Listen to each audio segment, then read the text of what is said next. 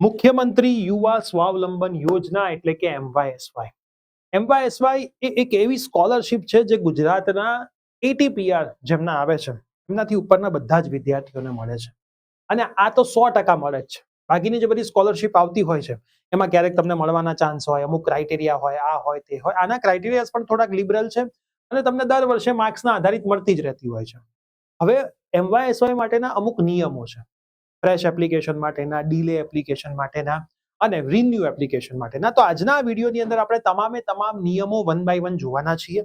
તમે દરેક નિયમોને સમજી લેજો. પછી પણ તમારો જો કોઈ ડાઉટ રહી જાય તો ચેનલની કમેન્ટમાં લખજો, આ વિડીયોના કમેન્ટમાં લખજો, તમને 100% માહિતી મળતી રહેશે. અને મેડમ એક વીકના બ્રેક ઉપર છે એટલે આ વિડીયો હું તમારી વચ્ચે પ્રિયસર જ્ઞાનપીઠ ચેનલની ઉપર લઈને આવી ગયો છું. તો મેડમના વિડીયોને તમે જેટલો પ્રેમ આપો છો, આઈ હોપ એટલો જ પ્રેમ તમે આ વિડીયોને પણ આપશો. લાઇક બટન પર ક્લિક કરશો, તમારા મિત્રોને શેર કરશો. તો યસ દોસ્તો, મારું નામ છે Priyesh Patel. On the behalf of Bhumi madam તમારું સૌનું ખૂબ ખૂબ હાર્દિક સ્વાગત છે પ્રિયસર જ્ઞાનપીઠ યુટ્યુબ ચેનલની ઉપર. સૌથી પહેલા ચેનલ પર નવા હોય તો સબસ્ક્રાઇબ કરી દેજો. તમારા બધાના પ્રેમના લીધે આપણે 25,000 નો આંકડો ક્રોસ કરી દીધો છે. બહુ જ જલ્દી 50,000 સુધી પહોંચવાનું છે. પણ તમારો જો પ્રેમ આવો ને આવો રહ્યો તો જ આપણે ત્યાં સુધી પહોંચી શકીશું. તો મેક્સિમમ બેલ નોટિફિકેશન ઓન કરી દેજો અને ચેનલ પર નવા હોય તો સબસ્ક્રાઇબ કરી દેજો. હવે MYSY ની વેબસાઇટ તમે જોશો, ઇન્સ્ટ્રક્શન ટુ સ્ટુડન્ટ્સ 2025-26 વિદ્યાર્થીઓ માટેની અગત્યની સૂચના. આ ટોટલ 8 પેજનું એક PDF નું ફોર્મેટ છે. આપણે જોવાની શરૂઆત કરીએ. સૌથી પહેલા તો ફ્રેશ વિદ્યાર્થીઓ માટેના નિયમો છે. ધોરણ 10 ની પરીક્ષામાં 80 કે વધુ પર્સન્ટાઇલ મેળવીને ડિપ્લોમા અભ્યાસક્રમના પ્રથમ વર્ષમાં પ્રવેશ મેળવનાર વિદ્યાર્થીઓ. હવે હું થોડુંક આને અંડરલાઈન પણ કરીશ જેથી તમને થોડું વધારે ક્લિયર થાય. આની અંદર શું લખેલું છે? 80 થી વધારે PR હોવા જોઈએ. કયામાં? ધોરણ 10 ની અંદર. ધોરણ 10 માં 80 કે તેથી વધુ PR તમને હશે અને તમે પહેલા વર્ષમાં પ્રવેશ લીધો હશે તો તમે તેના માટે એલિજિબલ છો ફ્રેશ માટે. ડિપ્લોમા અભ્યાસક્રમની પરીક્ષામાં 65 કે તેથી વધુ ટકા સાથે પાસ કરી ડિગ્રીમાં અભ્યાસક્રમમાં તમે ગયા હશો. મતલબ આ D2D ના વિદ્યાર્થીઓ માટે છે. તો એમાં કેટલા ટકા તમને કીધા છે? 65% કીધા છે તમારા ડિપ્લોમાની અંદર. D2D ના વિદ્યાર્થીઓ જે છે એ. ધોરણ 12 વિજ્ઞાન પ્રવાહ કે સામાન્ય પ્રવાહના વિદ્યાર્થીઓ હોય એમના PR 80 છે. આમાં તમારા સાયન્સના PR 80 હોય તો પણ ચાલે અને ઓલ ઓવર હોય તો ચાલે. થિયરીના નહીં, સાયન્સ અથવા તો ઓલ ઓવર ગમે તે એક 80 થી વધારે હશે તો ચાલશે. 80 વાળાને પણ ચાલશે. MBBS માં નીટના આધારે એડમિશન મેળવનારા વિદ્યાર્થીઓને તમામ માટે 6 લાખ સુધીની આવક મર્યાદા છે. આ આવક મર્યાદા તમારી 6 લાખથી ઓછી હોવી જોઈએ. ઠીક છે. તો આ પહેલા તો 4 નિયમો ડિપ્લોમા વાળા માટે, D2D ના વિદ્યાર્થીઓ માટે, ડિગ્રીના વિદ્યાર્થીઓ માટે અને MBBS ના વિદ્યાર્થીઓ માટે. હવે રિન્યુઅલના વિદ્યાર્થીઓ માટેની શું છે? તો રિન્યુઅલના વિદ્યાર્થીઓ જે છે એમાં ફ્રેશ વિદ્યાર્થી તરીકે લાભ મેળવ્યા બાદ તમે પહેલા એક વખત આનો લાભ લઈ લીધો છે, હવે તમારે રિન્યુ કરવાનું છે. તો તમારે ઓછામાં ઓછા 50% માર્ક આગળમાં હોવા જોઈએ. જે તે શૈક્ષણિક સંસ્થાના નીતિ નિયમો પ્રમાણે ઓછામાં ઓછી 75% હાજરીનું પ્રમાણપત્ર, આ તો મોસ્ટ પ્રોબેબલી કોલેજ વાળા તમને આપી જ દેતા હોય છે. એની વેબસાઇટ ઉપર ફોર્મેટ મૂકેલું છે, એ ફોર્મેટમાં તમને કોલેજ વાળા આપી જ દેશે. 6 લાખ સુધીની આવક મર્યાદા તો બધા માટે કોમન જ છે. હવે જો તમે ફ્રેશ અરજી કરવા માંગતા હોય તો તમારા માટેની ખાસ સૂચનાઓ છે. ધોરણ 10 કે 12 ની પરીક્ષા પાસ કરી 2025-26 માં ડિપ્લોમા કે ડિગ્રીમાં અથવા તો D2D માં તમે જો એડમિશન લીધું હોય પ્રથમ કે બીજા વર્ષમાં ફ્રેશ વિદ્યાર્થી તરીકે અરજી કરવાની રહેશે. અગાઉના વર્ષોમાં મુખ્યમંત્રી યુવા સ્વાવલંબન યોજના હેઠળ સહાય મેળવેલ હોય, સારા ધોરણ સંતોષાતા હોય તો તમારે રિન્યુ કરવાનું. મતલબ તમે પહેલા એપ્લાય કર્યું છે અને ફરીથી મેળવવા માંગો છો તો રિન્યુ. પહેલી જ વખત કરો છો તો ફ્રેશ લોગિન તમારે કરવાનું. બરાબર. પ્રવેશ કન્ફર્મ થઈને રીશફલિંગમાં જવા માંગતા હોય તો પણ તમારે ઓનલાઈન અરજી કરવી. બરાબર. અરજી તો તમારે કરી જ દેવાની છે. રિન્યુએબલ અરજી કરતા વિદ્યાર્થીઓ માટે શું ધ્યાન રાખવાનું છે કે દરેક વિદ્યાર્થીઓ છેલ્લી તારીખ પહેલા ઓનલાઈન અરજી કરી દે. હેલ્પ સેન્ટર ખાતે દસ્તાવેજોની ચકાસણી કરી દેવાની. હેલ્પ સેન્ટરનું લિસ્ટ પણ વેબસાઇટની ઉપર આપેલું છે, એ પણ તમે એક વખત જોઈ લેજો. જે વિદ્યાર્થી યુનિવર્સિટી કોલેજ દ્વારા પરીક્ષા મોડી લેવાના કારણે પરિણામ ના આવ્યા હોય, પરીક્ષા ન લેવાયેલ હોય અને પરિણામ ના આવ્યા હોય, એટીકેટી આવ્યા હોય, રીએસેસમેન્ટ પરીક્ષા આપવાની હોય, બરાબર, અને એની પરીક્ષા ના લીધી હોય અને પરિણામ ના આવ્યા હોય, એટીકેટી હોય અને રિઝલ્ટ આવ્યું ના હોય એવા વિદ્યાર્થીઓ, રીએસેસમેન્ટ રીચેકિંગમાં અરજી કરી હોય પણ પરિણામ ના આવ્યું હોય, અપેક્ષિત પરિણામ ના આવ્યા હોય, બરાબર, રીચેકિંગ કે રીએસેસમેન્ટના સુધારાના પરિણામ હજી તમને મળ્યા ના હોય, એની હાર્ડ કોપી ના મળી હોય, તમને ઓનલાઈન મળ્યું હોય, બરાબર, અને ફ્રેશ કે રિન્યુઅલ અરજી કરવા અંગેનું પ્રમાણપત્ર આપવામાં આવેલું ના હોય કે કોઈ બી કારણસર હોય તો જો અરજી કરવાની છેલ્લી તારીખને એક જ અઠવાડિયું બાકી રહેલ હોય તો વિદ્યાર્થી પાસે ઉપરના કારણોસર જરૂરી દસ્તાવેજ ન હોય તો આવા વિદ્યાર્થીઓ ઉપરના ડોક્યુમેન્ટને બદલે એનેક્શન 9 માં આપેલું એક સેલ્ફ ડિક્લેરેશન ફોર્મ છે અપલોડ કરી દેવાનું. બરાબર, અપલોડ તો તમારે કરી જ દેવાનું, સેલ્ફ ડિક્લેરેશન આપી દેજો. ઠીક છે. છેલ્લી તારીખ બાદ વિદ્યાર્થીની રજૂઆતો ધ્યાનમાં લેવામાં આવતી નથી. આ વસ્તુનું તમે ખાસ ધ્યાન, અને હેલ્પ સેન્ટર ખાતે પણ તમારે અચૂક જઈને ચકાસણી કરી દેવાની છે. બરાબર, જ્યારે માર્કશીટ મળે ત્યારે તમારે જવાનું રહેશે દિન 7 ની અંદર.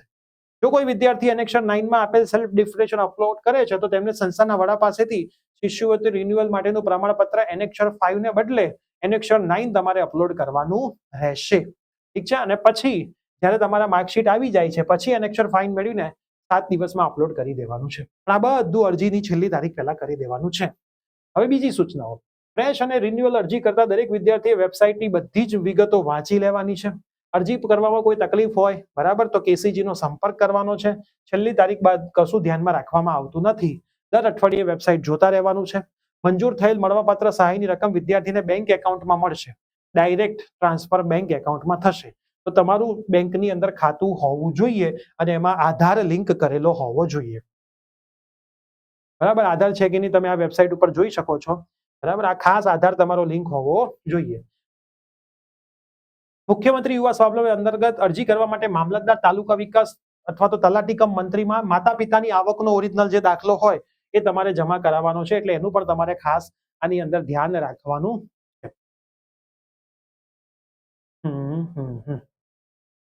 ચાલુ વર્ષ 2025-26 માં આવકનું જે પ્રમાણપત્ર છે 17/9/2025 સુધી જ માન્ય ગણાશે. જે વિદ્યાર્થી 25-26 માટે સહાય મેળવવા માટે 17/9/2025 સુધીમાં અરજી કરે છે તો તે માન્ય ગણાશે. પછી તમે જો અરજી કરો છો તો નવું આવકનું પ્રમાણપત્ર કઢાવવાનું છે. 17/9/2025 પછી તમારે નવું આવકનું પ્રમાણપત્ર કઢાવીને 31/3/2026 બે પૈકી જે વેલ્યુ હોય તે સુધીમાં કઢાવીને રજૂ કરવાનું રહેશે. ઓનલાઈન અરજી કર્યા બાદ દિવસ 7 માં તમારે હેલ્પ સેન્ટર ખાતે ખાસ જવાનું છે. જો તમે નહીં જાઓ તો ઓનલાઈન કરેલી અરજી તમારી કેન્સલ થઈ જશે. બરાબર, તો ફરીથી ઓનલાઈન અરજી કરવી પડશે અને ફરીથી તમારે 7 દિવસમાં જવું પડશે. પોતાનો જ મોબાઈલ નંબર આપવાનો છે અને સમગ્ર અભ્યાસક્રમ દરમિયાન આ બદલવાનો નથી. SMS, ઈમેલ આઈડી બધું ખાસ તમારે ચેક કરતા રહેવાનું છે. સૌથી પહેલા તમારે MYSY ના પોર્ટલને ઓપન કરવાનું છે. તમને કોઈ તકલીફ જણાય છે, જો વિદ્યાર્થી રજીસ્ટ્રેશન કરવામાં મુશ્કેલી જણાય તો MYSY વાળા પર એડમિશન લેટર, આધાર કાર્ડ અને માર્કશીટ ઈમેલ કરવાના રહેશે. રજીસ્ટ્રેશન પૂર્ણ કર્યા બાદ રજીસ્ટર થયેલા મોબાઈલ નંબર પર યુઝર આઈડી અને પાસવર્ડ આવશે અને પછી ફ્રેશ એપ્લિકેશન વિદ્યાર્થી કરી શકશે. બરાબર, પછી તમે તમારી આખી એપ્લિકેશન કરી શકશો. બધી ડિટેલ તમારે ભરતી રહેવાની છે. રિન્યુએબલ અરજીની બધી વસ્તુ તમારા પોર્ટલ ઉપર થઈ જશે. જે પણ તમને ફોર્મેટ કીધા છે ફોર્મેટમાં PDF હોય તો PDF, JPG 512 KB બધી સાઇઝ તમારી પરફેક્ટ હોવી જોઈએ. અને જ્યારે તમે હેલ્પ સેન્ટર ખાતે જાઓ છો તો ઓરિજિનલ ડોક્યુમેન્ટ લઈને જવાના રહેશે જે તમારા ત્યાં ચેક થશે. 350 થી વધારે હેલ્પ સેન્ટર તમારા આવેલા છે. એ ઓનલાઈન અરજી કર્યા બાદ તમારે ખાસ એના માટે જવાનું છે અને ત્યાંથી તમારે એકનોલેજમેન્ટની રિસિપ્ટ જમા જે છે એ મેળવી લેવાની છે. બરાબર, એટલે તમને પ્રૂફ રહે કે ભાઈ તમે હેલ્પ સેન્ટર ખાતે દસ્તાવેજોની ચકાસણી કરાવી દીધી છે. પછી તમારી યુઝર આઈડી ને પાસવર્ડ થી જોતા રહેવાનું, તમારું સ્ટેટસ જાણતું રહેવાનું. હવે બીજી કોઈ વસ્તુ છે, કામકાજના દિવસમાં, રજાના દિવસમાં હેલ્પ સેન્ટર બંધ થશે, તમારે ખાસ ધ્યાનમાં રાખવાનું છે. કેટલા ડોક્યુમેન્ટ છે, તો ભાઈ તમારું આધાર કાર્ડ છે, 10મા અને 12માની માર્કશીટ છે, ડિપ્લોમાનું તમને જે એડમિશન મળ્યું છે એનું પ્રમાણપત્ર, ટ્યુશન ફીની પહોંચ, રેશન કાર્ડની સ્વપ્રમાણિત નકલ, સેલ્ફ ડિક્લેરેશન ફોર્મ, બરાબર, આવકનો દાખલો, આચાર્યશ્રીનું લેટર પેડ પર પ્રમાણપત્ર, કોલેજના હોસ્ટેલમાં પ્રવેશ હોય, જમવાની પહોંચ હોય તેની નકલ, બેંકના ખાતાની પાસબુક, ખાસ મોસ્ટ IMP જેમાં બેંક એકાઉન્ટ નંબરના IFSC દેખાતો હોય હે. જેમને રિન્યુ કરાવવાનું છે એમને પણ આધાર કાર્ડ, રિન્યુઅલ માટેનું કોલેજનું ફોર્મ, તમારી કોલેજની માર્કશીટ જે તમારે આગળના વર્ષની હોય એ, રેશન કાર્ડ, હોસ્ટેલ, જે વિદ્યાર્થી ગવર્મેન્ટમાં છે એમને હોસ્ટેલની અને મેસની ફીસ રૂપે પણ પૈસા મળતા હોય છે. બરાબર, તો તમને એ પણ મળશે. 50,000 અથવા તો કોલેજની ફીના 50% જે ઓછા હોય તમને મળે પ્રાઇવેટના વિદ્યાર્થીઓને. ગવર્મેન્ટના વિદ્યાર્થીઓને કોલેજમાં હોસ્ટેલ અથવા તો મેસની જે હોય એની અમુક અમાઉન્ટ ત્યાં મળવા પાત્ર હોય છે. તો જે રિન્યુ વાળા છે એમને બી એ જ છે. જો પેન્ડિંગ છે, બરાબર, જેમને દસ્તાવેજો નથી ને એમને પેન્ડિંગ છે, એમને ખાસ સ્ટુડન્ટ સ્ટેટસમાં લોગિન કરવાનું. લોગિન કર્યા બાદ તેમનું સ્ટેટસ પેન્ડિંગ હશે તો અપલોડ પેન્ડિંગ ડોક્યુમેન્ટ નાવમાં જઈને ડોક્યુમેન્ટ અપલોડ કરવાના 2 ઓપ્શન બતાવશે. વિદ્યાર્થીઓને સ્ટેટસમાં અધર ઓપ્શન પેન્ડિંગ હોય તો અધર ઓપ્શન સિલેક્ટ કરી સ્ટુડન્ટ સ્ટેટસમાં રીમાર્કમાં કચેરી દ્વારા જે દસ્તાવેજો મંગાવવામાં આવ્યા હોય તે જ દસ્તાવેજો તમારે અપલોડ કરાવીને હેલ્પ સેન્ટરમાં ચકાસવાના રહેશે. 3 વખત તક આપવામાં આવશે. 3 થી વધારે વખત તમે જો ખોટા દસ્તાવેજ અપલોડ કરશો તો દસ્તાવેજો યોગ્ય નથી એમ માનીને અરજી તમારી નામંજૂર કરી દેવામાં આવશે. તો 3 વખત દસ્તાવેજો સાચી રીતે અપલોડ કરવાના રહેશે. વધારે માહિતી તમારે જોતી હોય, કોઈ તકલીફ હોય તો knowledge consortium of Gujarat PRL સામે LD કોલેજ ઓફ એન્જિનિયરિંગની બાજુમાં નવરંગપુરા સાથે અરજી સ્વીકારવાની છેલ્લી તારીખ, રૂબરૂ મુલાકાત લેવાની છેલ્લી રહેશે. છેલ્લી તારીખ બાદ કોઈ પણ રજૂઆતે ધ્યાન લેવાશે નહીં. અને કોઈ તમને તકલીફ હોય તો એક મોબાઈલ નંબર પણ અહીંયા આપેલો છે. સવારે 10:30 થી 18, 12, 13, 14, 15, 16, 17 અને 18 બરાબર 5-6 વાગ્યા સુધી તમે એને ફોન કરી શકો. તો આટલા નિયમો તમારે ધ્યાને લેવાના છે. હેલ્પ સેન્ટરનું લિસ્ટ પણ અહીંયા આવી ગયું છે. લોગિન અને રજિસ્ટરમાં તમે ક્લિક કરશો એટલે ફ્રેશ એપ્લિકેશન, રિન્યુએબલ એપ્લિકેશન અને ડિલેડ એપ્લિકેશન 3 ઓપ્શન બતાવે છે. તમને જે પણ લાગતું વળગતું હોય એમાં તમારે જવાનું રહેશે અને આ રીતે તમારે રજિસ્ટ્રેશન સિમ્પલ કરવાનું રહેશે.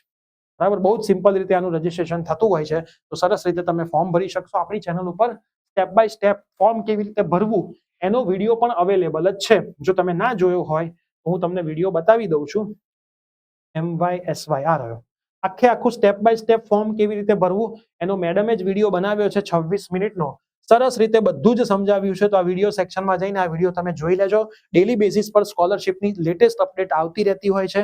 વર્ક ફ્રોમ હોમની પણ અપડેટ આવતી રહેતી હોય છે. તમે જોઈ શકો છો જે બધા વિડીયોઝ છે બરાબર. ડેટા એન્ટ્રી જોબમાં 57,000 જેટલા વ્યૂઝ આવ્યા છે. તો આ વિડીયોમાં બહુ બધા વિદ્યાર્થીઓને સેલેરી મળી છે.